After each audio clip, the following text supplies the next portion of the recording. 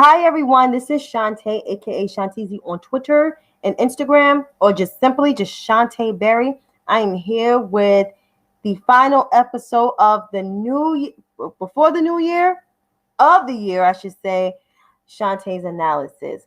So I will be back on January the 4th after today. And so I'm just going to come with you. Hi, Dr. C. I am going to sign up. There's a reminder. I'm going to sign up to your podcast so I can catch the episode on New Year's Day because I'll be home. So after this. So I will definitely will sign up for that. But welcome. So I'm just here. I'm just going to come up with some numbers for COVID because we're still in the midst of a global pandemic. And I'm sorry to be unprepared, but I was on the phone for 2 hours with my parents, even though I'm going to go see them tomorrow, which is crazy. John Hopkins. There we go. Global confirmed cases, 82,663,945. That's according to the John Hopkins University of Medicine website, coronavirus.jhu.edu. Global death toll is, oh, you changed the date. Oh, okay. I thought it was going to be, oh, cool. But I'm still going to sign up. 1,804,138. U.S. confirmed cases is 19,739,502 cases of COVID in the U.S. So we're at 19.7 million, almost 20 million. The U.S. death toll, it was 338 yesterday. Today is 342,312. So it was almost 4,000 deaths yesterday. And the number of new cases that we had today in the U.S. is 201,555. Yeah. So that's life. Hello.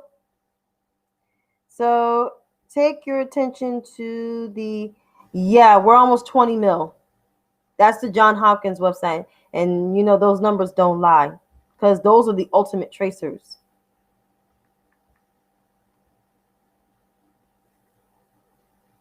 Alrighty. Where am I? Get it together.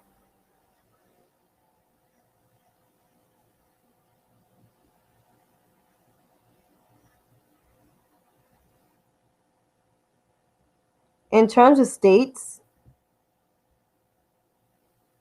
okay. So California is at 2,262,472. Yeah.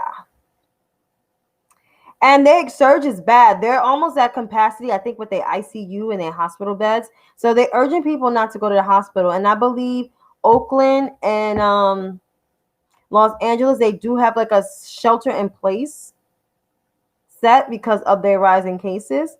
Texas is 1.7 million. So they have 1,753,789. Florida, 1,306,115. New York has bumped up back to number 4. Largest cases, 963,647. Illinois is not too far away from them, 957,853. Ohio has 690,748. Pennsylvania, 636,710. Georgia, 632,861. Keep in mind, Georgia is not as big as California, Texas, Florida, New York, or even, they're not as big. But the simple fact is, Georgia almost has 15,000 deaths, I think. That screams volume. They almost have half of the deaths that California has. California has surpassed New Jersey in terms of death toll. So as it's another state. Texas is another one. Texas is almost neck and neck with New York. Death toll. Tennessee, 566,457. And North Carolina rounds out that top 10 with 535,120. But here are some other states that there's surging cases, like Indiana, 507,979. And I know their population is not as big as New York's or California's. But the simple fact is that that's Pence's home state. Michael Richard Pence is the leader of the coronavirus task force, and you see how it's going. I mean, look how he handled the HIV outbreak back in Indiana when he was the governor. Yeah, very smart choice to have him lead the coronavirus task force.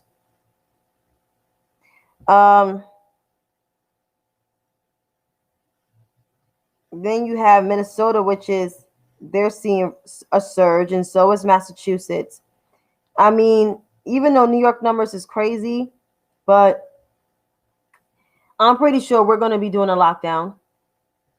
I think Andrew Cuomo is debating, but he is going to do a national lockdown.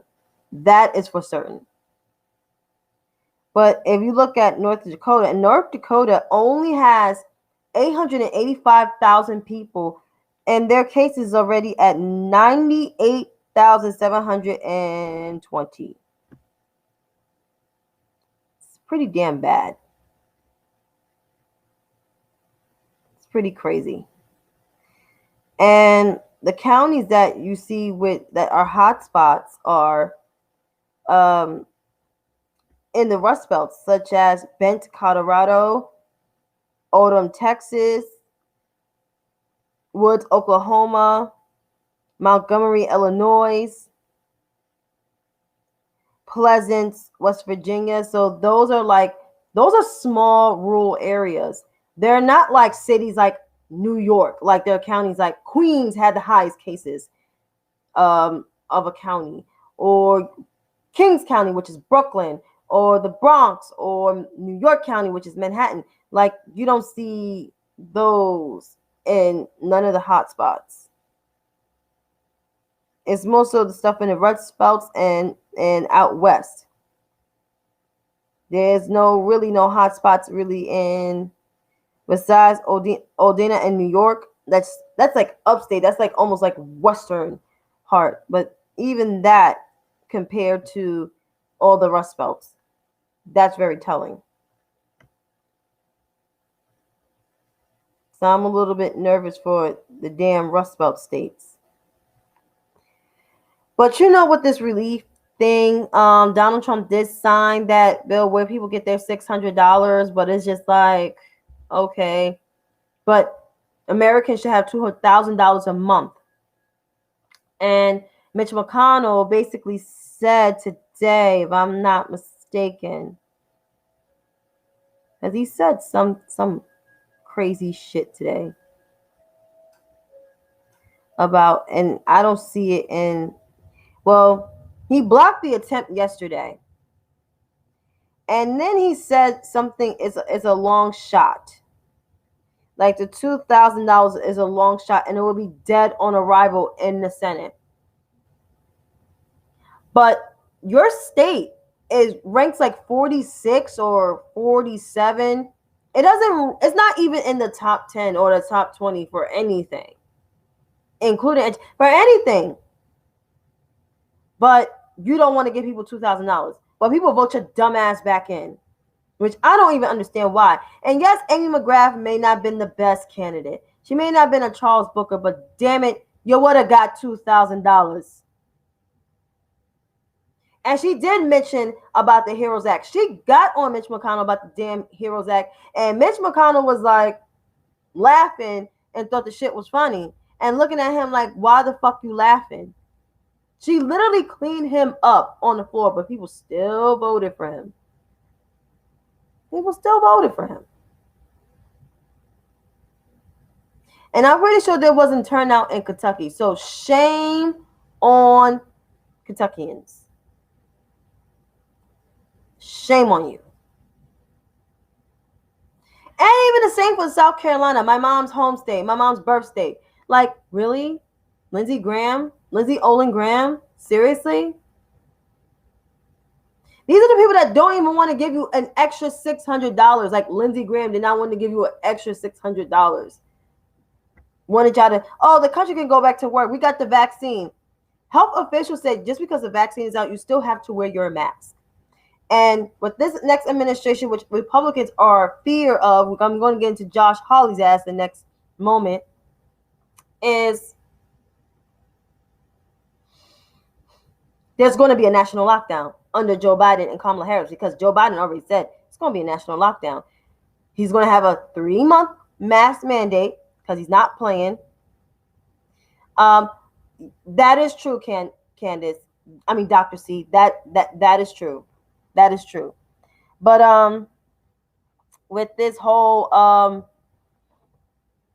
lockdown, it's going to be a national lockdown. It's going to be a mask mandate. Joe Biden already said it, and Kamala Harris already said it. They already said it. But I fear that for the Georgia Senate race, and I don't want to sound like a doomsday person, I know that Reverend Warnock is going to win against Kelly Loeffler. That's a given. I'm more so nervous about the David Perdue versus Jon Ossoff, because Jon Ossoff is wonderful. He's great.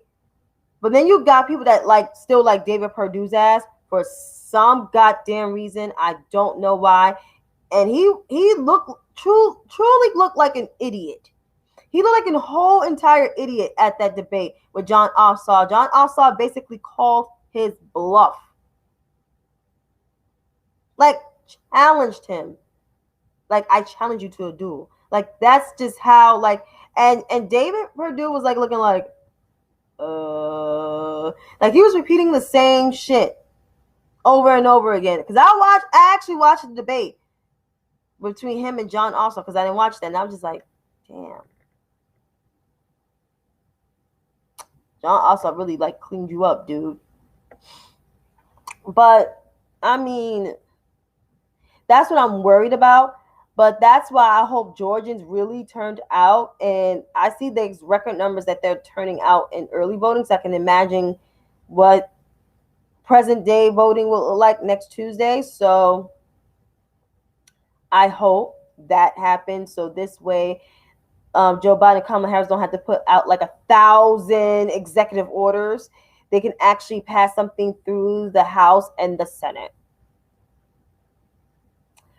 Now getting into people not acknowledging that Joe Biden is the president-elect and Kamala Harris is the vice president-elect. Senator Joshua David Hawley, also known as Josh Hawley, the little young punk that beat Claire McCaskill in her race back in 2018 because he appealed to Republicans, and all the little progressive dumbasses had smoke for her, which I don't understand why. Yes, she may not ran the best re-election campaign, but damn it, you would have got some relief under her.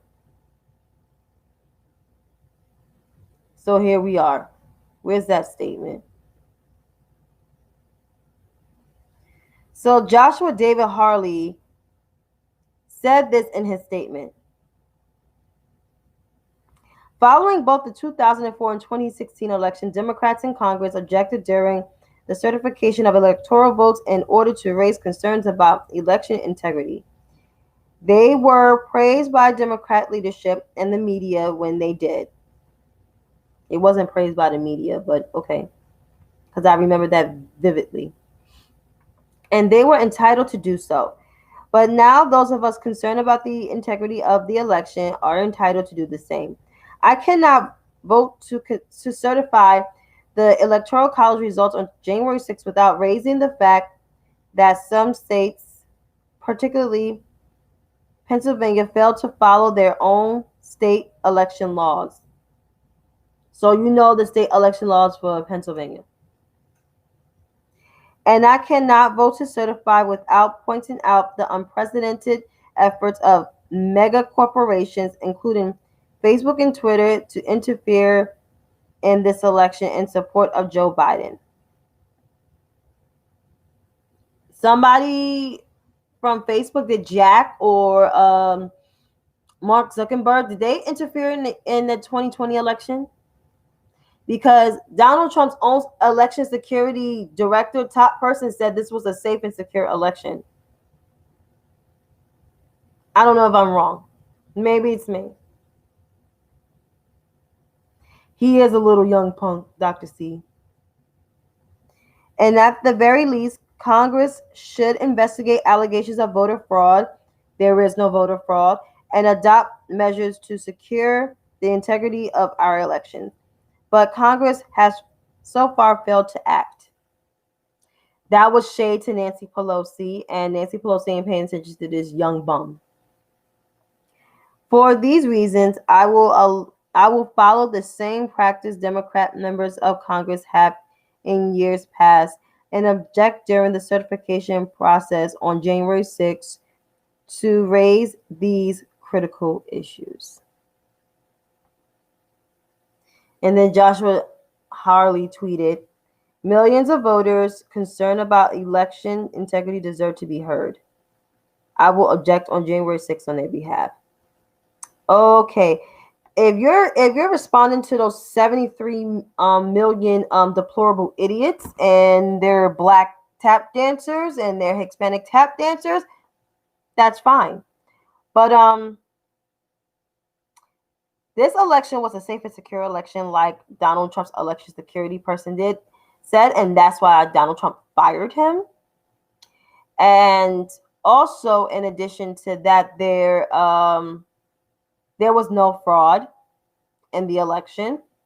People have turned out early. It was just a massive turnout. Joe Biden and Kamala Harris received 81 million of the votes, the largest in any presidential election ever within the last 104 years. That's over a century ago. A little over a century ago.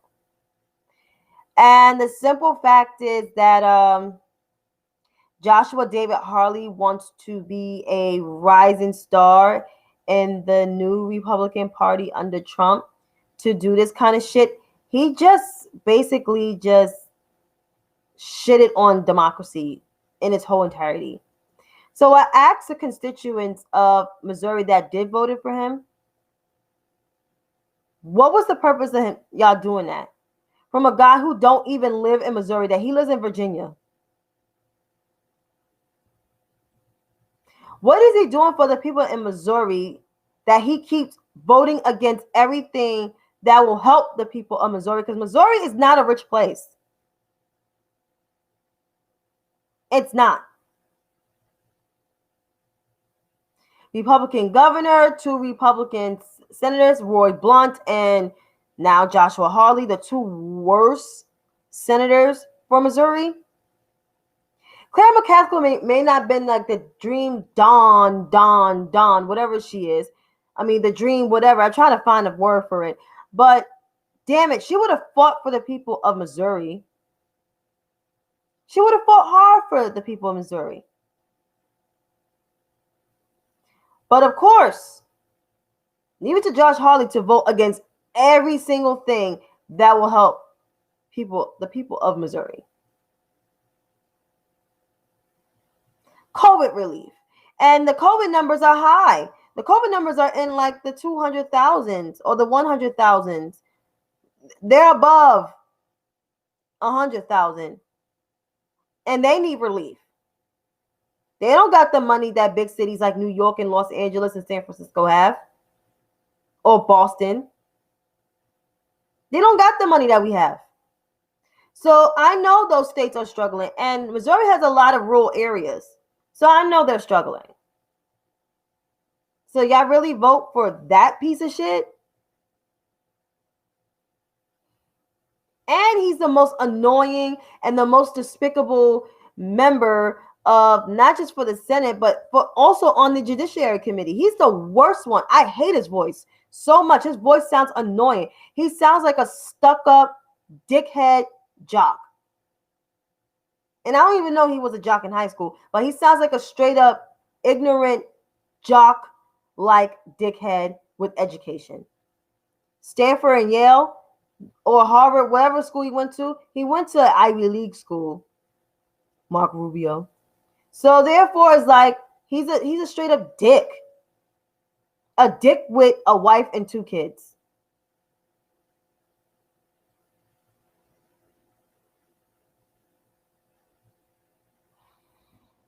But that's the Republican Party. That is the Republican Party of today.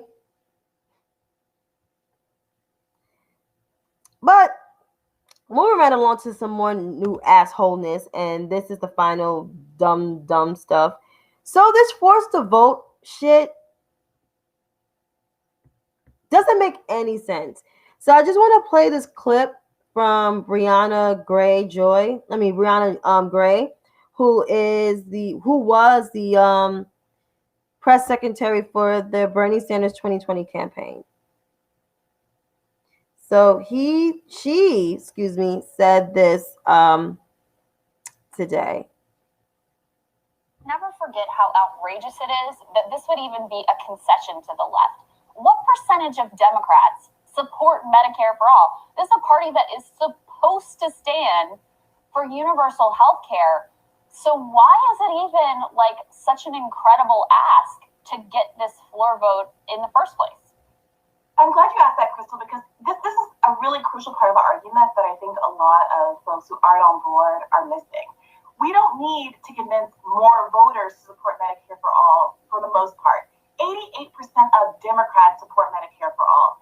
And yet barely 50% of Democrats in the House, our most representative body, support Medicare for all. So the goal here is to put pressure on elected representatives in the House to align more closely with their constituents. And the reason why they are not, up until now, accountable for the fact that their voting preferences don't reflect the policy preferences of their constituents is because there's no accountability mechanism.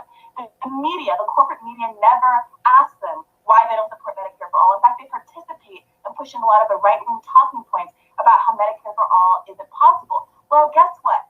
After years of the failure of our health system, accented by 15 million people getting kicked off of their employer-based insurance in the context of this pandemic, the people don't need to be brought on board. It's their representatives. And outside a kind of stunt that really highlights the gap between what the people want and what the representatives are willing to back, it's unclear that there will ever be an accountability mechanism that makes represented elected officials have to listen to their constituents as opposed to the people who are filling their fundraising coffers.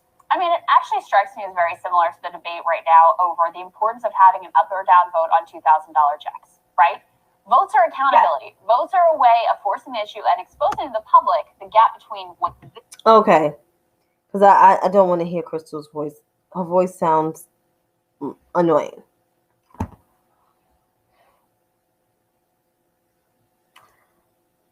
Does anybody know what's in Medicare for all under Bernie Sanders?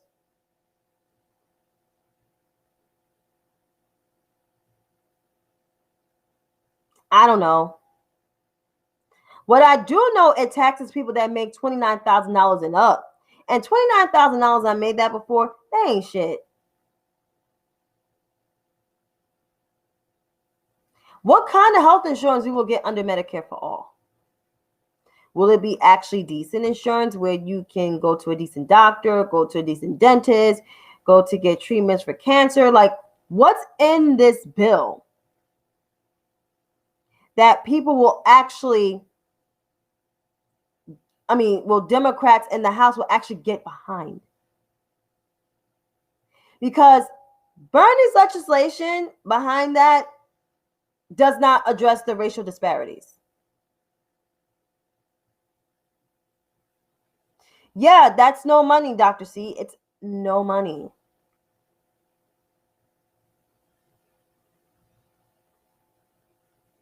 And it will take a long time to transition from the Affordable Care Act. And you see how long that took to come into effect? That took like a whole year to come into effect. Deliberately. Because before the Affordable Health Care Act, there was really like no substantial like actual health care because the Republicans have done so much shit with the health care under George Bush. George Bush eliminated the healthcare where kids can stay on their parents' insurance. So he eliminated that shit. When you're 22 years old, that was it. You was knocked off. And trust me, I was 22 at the time in 2008, and I was knocked off my mom's insurance, and I was in college.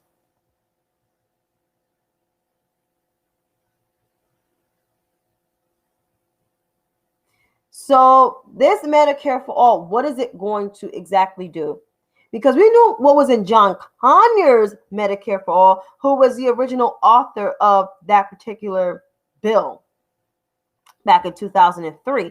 And he introduced it every time before the Affordable Health Care Act came into play. And he still advocated for it.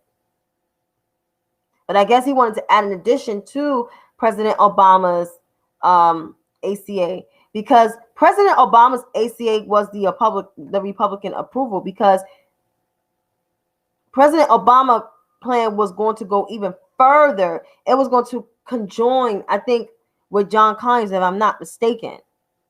But Republicans, you had to get a Republican, side, to approve it, because, they're like, he wanted to keep nature, like, yeah, Candace, Dr. C, I agree with you 100%. 100%. Like, it's just like so like frustrating, like with these progressives. Like, I don't see y'all doing nothing. I don't see y'all talking with the people on the other side. All I see you doing is fighting in your own party, but not putting that energy towards the opposing party, or even have a spirited debate and then negotiating with the opposing party. No, you want to fight within your party. That's dumb.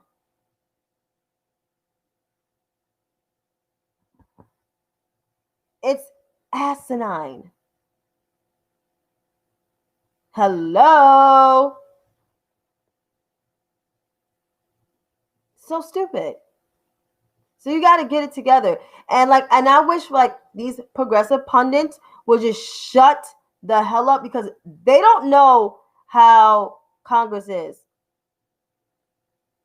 What is that? What the heck is that? Forced to vote? Look that shit up, because Jimmy Dore started that shit, and he started like going after Alexandria Ocasio-Cortez, which I'm like, you're a white man and you're not supposed to go after her. And as much as I don't defend Alexandria Ocasio-Cortez, he has no right to go after her. And yes, they're fighting within their own party and not the opposition. Like, they don't have all that smoke for the Jim Jordans of the world, the Matt Gaetz of the world, the Kevin McCarthy's of the world, the Steve Scalise of the world. Yeah, and they do, Dr. C. They don't even have all that smoke for Mitch McConnell, Lindsey Graham, Roy Blunt. Roy Blunt is the number 2 behind Mitch McConnell. Or Rafael Edward Cruz. They don't have that smoke for him. John Cornyn. Like, they don't have that smoke even for Ronald Johnson. And Ronald Johnson is the worst. But they don't have that smoke for them. They don't. And those are the ones that's like ruining democracy. Or even this little young punk, Josh Hawley, the youngest senator in the Senate.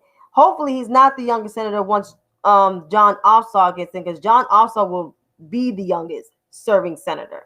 But the simple fact is that they don't have the smoke for the people that's ruining and shitting on democracy, but you have the people that's actually trying to hold it together, like Nancy Pelosi and Stony Hoyer, and I think that's how you say his name, Jim Clyburn and Hakeem Jeffries. And then on the Democratic side, even though people saying Chuck Schumer is not affected, Chuck Schumer is trying to introduce the goddamn $2,000. Try to do shit the most respectful way. Because if he acts out of order, the media criticizes him. So if Josh Hawley wants to talk about the media mostly, paints Democrats in the bad light, or at least try to. And that's something that Ms. Gray fails to understand too. And taking advice from Crystal Ball, who ran a failed congressional campaign, she needs to shut up. Along with Shanks' 4% ass need to shut up. And Jimmy Dore's fake socialism needs to shut up. I wish all these progressives in 2021 would just stay mute. Don't talk. If you're not helping the cause, shut the hell up. Facts. Dr. C, they need to shut up. But as I end this, because it's getting a little late and I got to work tomorrow on New Year's Eve, please stay safe, everyone. We had a tumultuous year. Our year began okay, but as it took a turn with COVID, for me personally, it took a turn when my sister, had a critical surgery. And we thought we was going to lose her, but she ended up being alive. But it was a tumultuous year for all of us. Some of us lost family. Some of us lost friends. Some of us, lost jobs. Some people lost their homes. Some people lost, their income. But we have not lost sight of the joy and happiness that God gave us to still be alive on this earthly ground. We may be going through a tough time, but our due season is coming. And I don't want to sound like a minister, but that's something. I listened to one of my sister's sermons. What was it? From last year, and it came up on my Facebook memories. And she always said, God has a plan. He will make a way for you no matter what it looks like. And we got to see that. And besides, with all of this year, I still maintain to have my home. I still maintain to pay my rent, maintain to save some money, and also launch something this year, which is, doing these live streams.